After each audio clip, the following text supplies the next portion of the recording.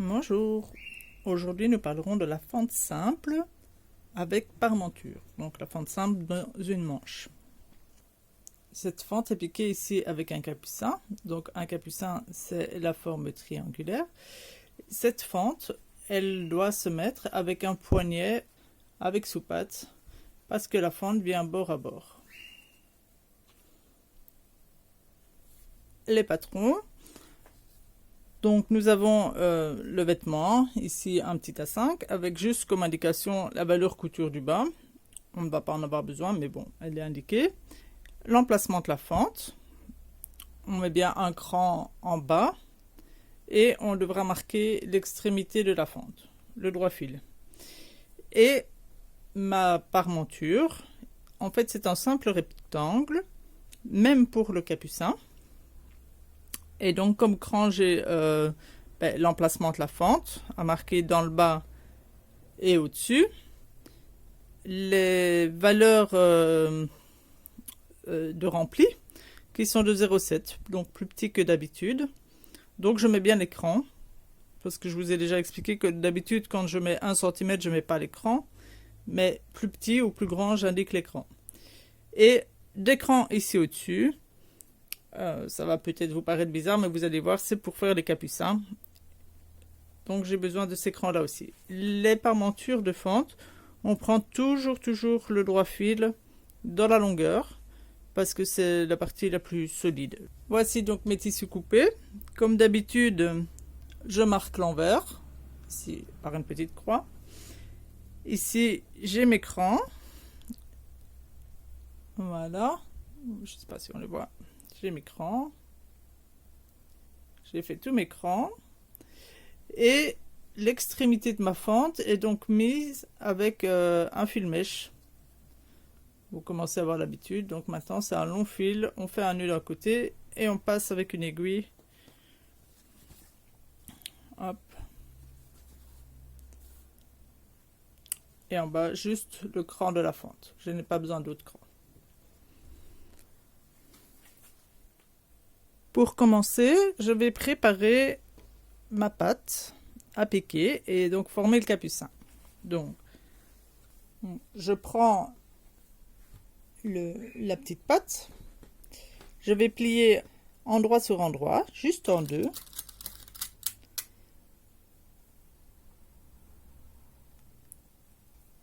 Voilà.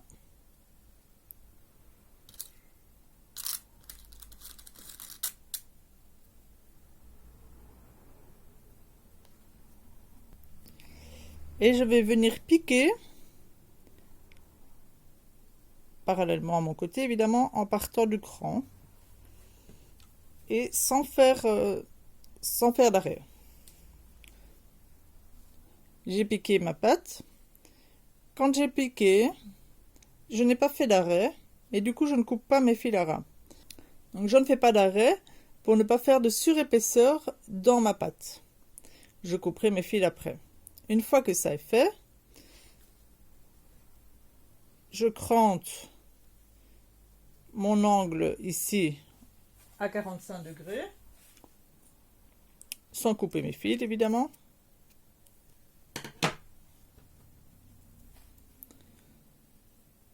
Je vais ouvrir ma valeur couture, gratter un petit peu avec l'ongle déjà, pour la retourner. Et alors ici, je peux couper un petit peu mes fils. Hop, je laisse 2-3 mm. Et je la retourne. Je prends mon petit outil, donc qui est une baguette de sushi, comme je vous avais expliqué, que j'ai taillé avec un taille-crayon et que j'ai limé pour que la pointe soit bien lisse, pour pouvoir sortir correctement la pointe. Voilà. Et maintenant, avec la couture ouverte, je vais repasser. Quand je repasse, je fais bien attention de centrer ma couture. Je centre la couture sur le milieu, donc je me repère par rapport à ma mèche. Et je repasse bien à plat.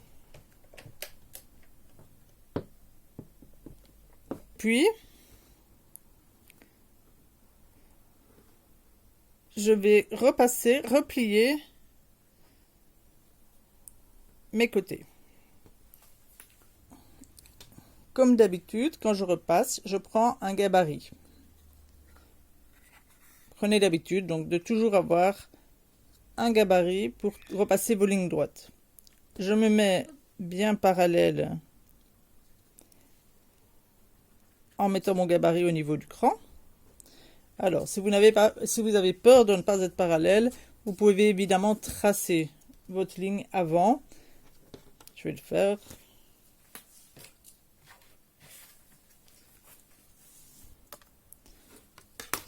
Je trace ma ligne donc en partant du cran, bien parallèle. Hop.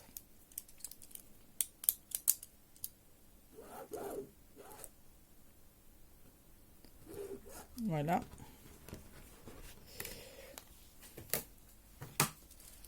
Donc vous pouvez tracer votre ligne avant si vous n'êtes pas sûr, vu que ici on n'a pas de cran.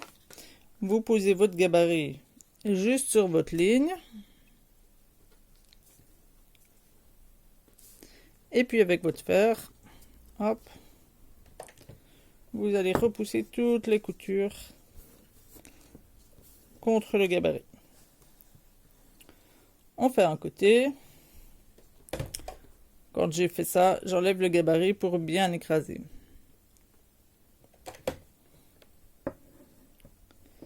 Un côté. Et je retourne et je fais l'autre côté. On obtient ceci. Et donc, à ce niveau-ci, on vérifie si on a bien la même dimension partout sur ma fente. Donc, il faut que mon dessus ait la même largeur que le bas. Donc, je le plie simplement en deux pour vérifier. Maintenant, normalement, je vais tracer l'emplacement de ma fente. Donc, normalement, je peux aller juste du point de ma mèche jusqu'à ma fente. Si j'ai bien préparé mon travail, je devrais être juste. Mais comme les pièces sont toutes petites et avec l'épaisseur du gabarit, je préfère préparer correctement le travail et retracer. Donc, à ce niveau-ci,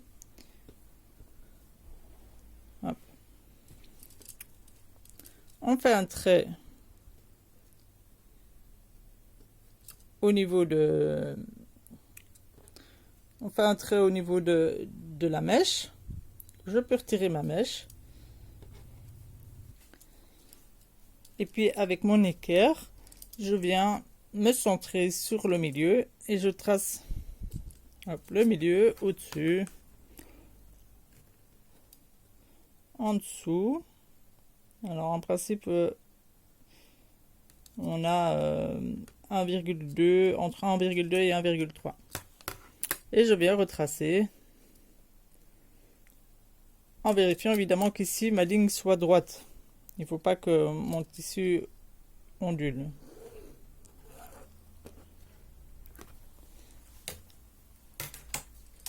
Maintenant, ma pâte est prête à être piquée. Je vais maintenant épingler ma pâte sur le vêtement. Donc j'épingle bien endroit de la pâte sur endroit du vêtement. Je raccorde la ligne de fente sur le cran de mon vêtement, bien bord à bord.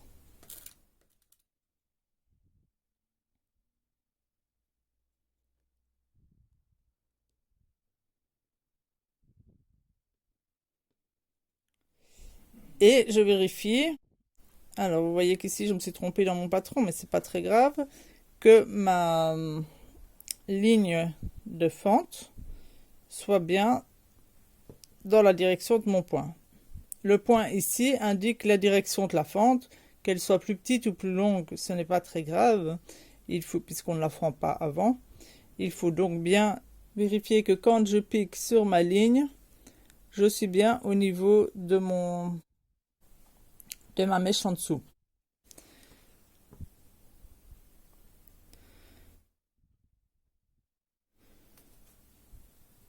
Quand c'est épinglé, je peux retirer ma mèche qui sinon me gênerait.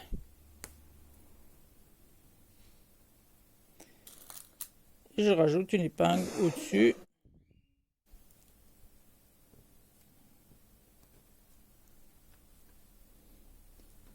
Et maintenant, je vais aller piquer tout autour de ma fente en m'écartant de 0,1 cm de chaque côté. Pour piquer ma fente, je vais réduire mon point. Donc normalement, je suis sur 2,5 plus ou moins. Ici, je vais réduire jusque 2, donc un point plus petit, parce que comme j'aurai très peu de valeur couture une fois que j'aurai fendu la fente, ça va consolider ma couture.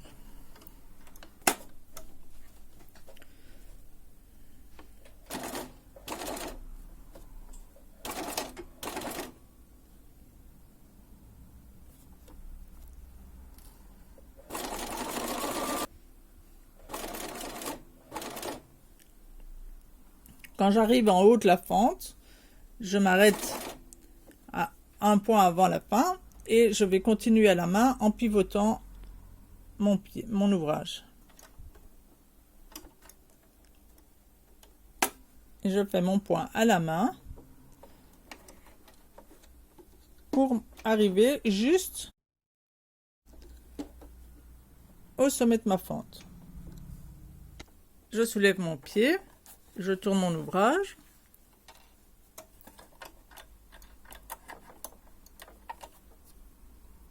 Je refais un point ou deux à la main.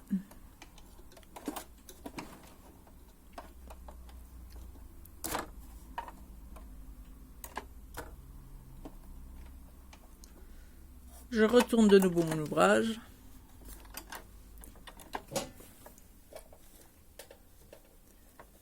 Et je repars dans l'autre sens, toujours en m'écartant de 1 mm de la ligne.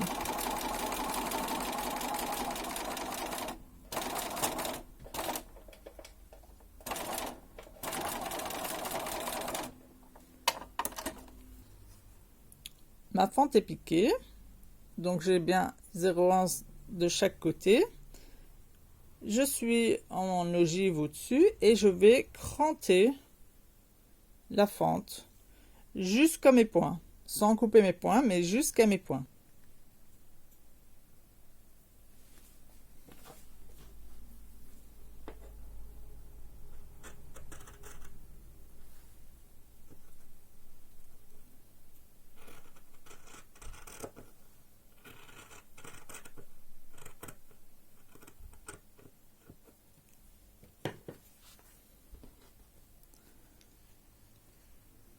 Je suis bien jusqu'au point, mais sans avoir coupé mon point.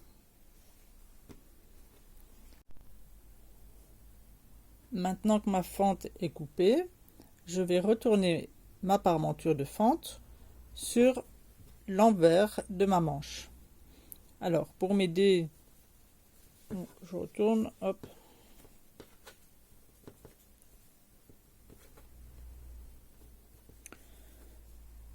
Pour m'aider à bien placer la fente, je vais repasser d'abord la couture vers la parmenture.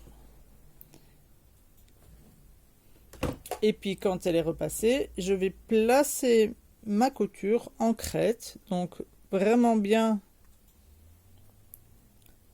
la couture sur le bord.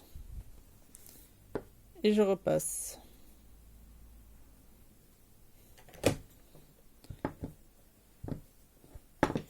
Je repasse tout le tour.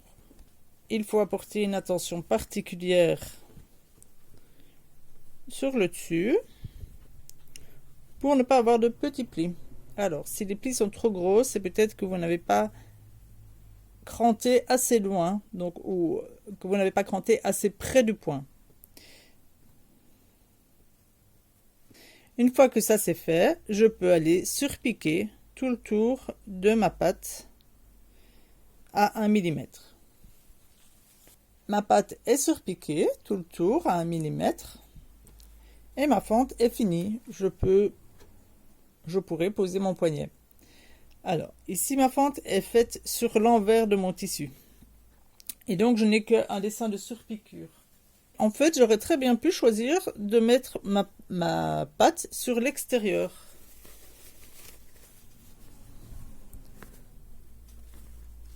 Et j'aurais obtenu, hop, ceci. Voilà la fente piquée avec capucin. Maintenant, je pourrais aussi, sur le même principe, choisir de n'avoir qu'une fente, sans avoir de surpiqûre capucin. Comme ceci. Il n'y a aucune surpiqûre capucin. Dans ce cas, je vais l'ouvrir.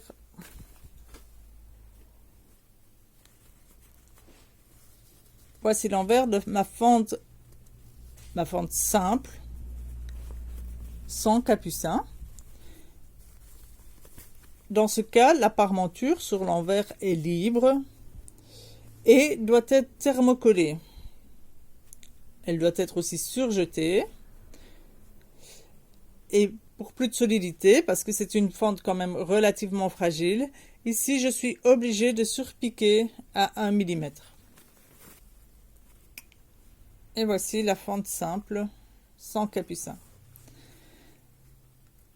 Il s'agit ici d'une fente de bas de manche, mais sur le même principe, on peut faire des fentes dans le dos d'une blouse ou d'une robe et varier les formes. Par exemple, faire une goutte dans le dos. Voici un exemple, un exercice d'une encolure dos avec une goutte dans le dos. Alors ici, j'ai terminé avec un biais, mais vous voyez la parmenture thermocollée et surjetée pour faire ma goutte. Le principe est vraiment très simple et vous pouvez faire à peu près toutes les formes de gouttes que vous voulez. Voici un patron de dos, donc mon encolure, l'épaule, c'est un morceau. Je vais prendre un papier que j'ai plié en deux pour le milieu dos. Je redécalque, donc je pose le milieu dos sur mon pli. Je vais décalquer un bout de mon épaule et surtout mon encolure.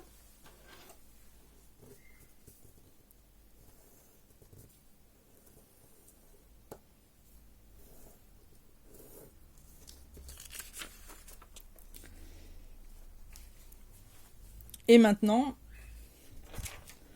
je vais dessiner ma forme.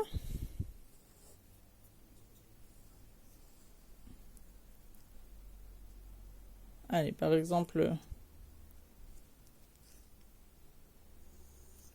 je vais faire une forme, un peu une forme trèfle.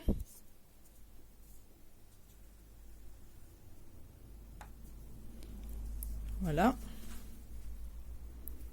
Bon, ici, je trace ma couture parce que c'est un patron couture comprise. Voilà. Et je fais partir ma goutte.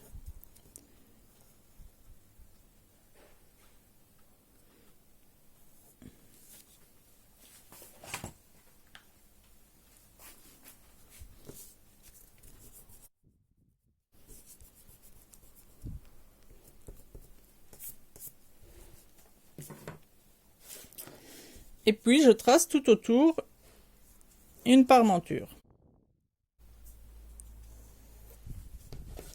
Il me faut plus ou moins 2 cm.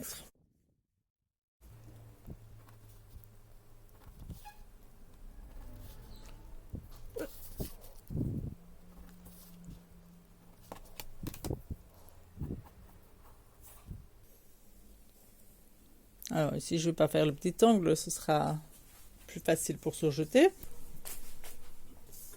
Et maintenant, je vais couper mon enforme. Et je coupe ma goutte.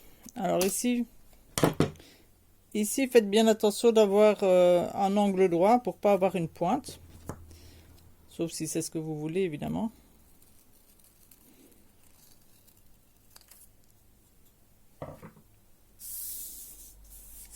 Je vérifie la forme, si ça me plaît ou pas. Ok, on va dire que c'est bon. Et pour couper mon enforme, j'ai besoin d'un petit bout de tissu. En fait, une petite chute. Vous voyez que c'est une petite chute que j'ai déjà thermocollée. Je vais couper mon enforme. Donc je la plie en deux pour être sûr que ce soit bien symétrique. Je mets ma parmenture repliée au pli.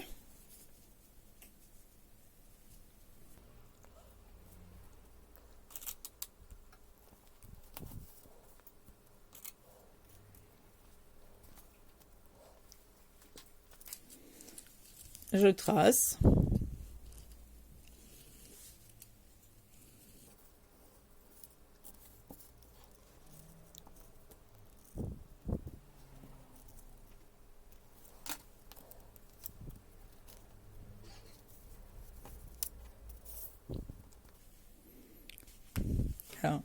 J'ai pris une chute, mais respectez quand même votre droit fil dans vos chutes. Hein. Et je coupe mon enforme, mais je vais couper que l'extérieur, pas l'intérieur.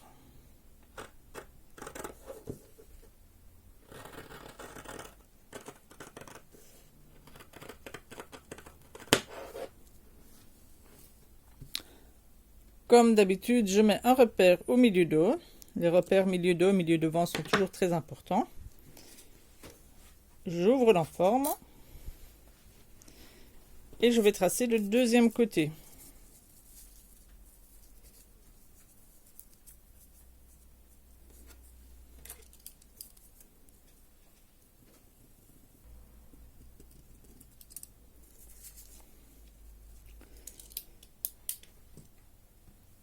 Maintenant, je vais surjeter ma petite enforme avant de l'appliquer, avant de la poser sur mon vêtement.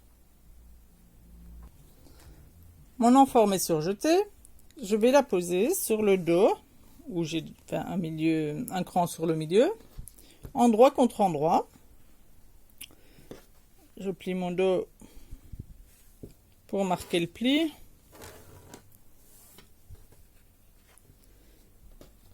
Et je centre bien, donc cran sur cran, et pli sur pli pour bien centrer ma goutte, parce que ce serait dommage d'avoir une goutte de travers.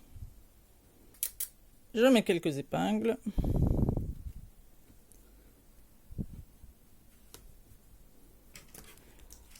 Je vais retracer quand même mon milieu ici, pour pas partir de rien. Et je peux aller piquer ma goutte.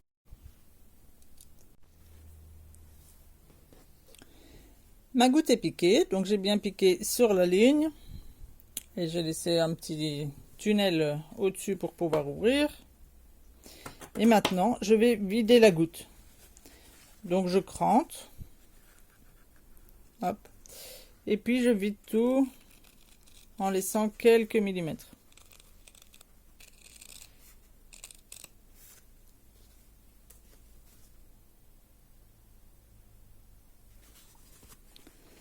Alors, ici, moi, dans ma goutte, j'ai des angles, donc je dois vider mes angles. Comme c'est très courbe, il faut que je crante aussi mes courbes pour que le tissu puisse s'ouvrir et se mettre correctement quand je le retournerai. Maintenant, je peux retourner sur l'envers et repasser. Alors, vous voyez bien, vous vous rendez bien compte qu'ici, il n'y a pas beaucoup de valeur couture. Donc pour renforcer, j'ai toujours besoin d'une surpiqûre. Soit je la fais uniquement sur mes valeurs couture. Donc en prenant toutes les valeurs couture d'un côté, c'est ce que j'appelle la sous-piqûre. Soit après repassage, en ayant bien mis la couture en crête, je fais une surpiqûre sur tout le tour. Et voilà ma goutte. Ici, à cause des pointes, j'ai choisi de faire une surpiqûre parce qu'une sous-piqûre était pratiquement impossible. Mais Dans l'exemple précédent, sur l'endroit il n'y a pas de surpiqûre, mais sur l'envers, vous voyez bien que j'ai une sous-piqûre qui vient juste sur mes valeurs couture, mais pas sur l'endroit. Et voilà, vous pouvez créer toutes les formes de gouttes que vous voulez.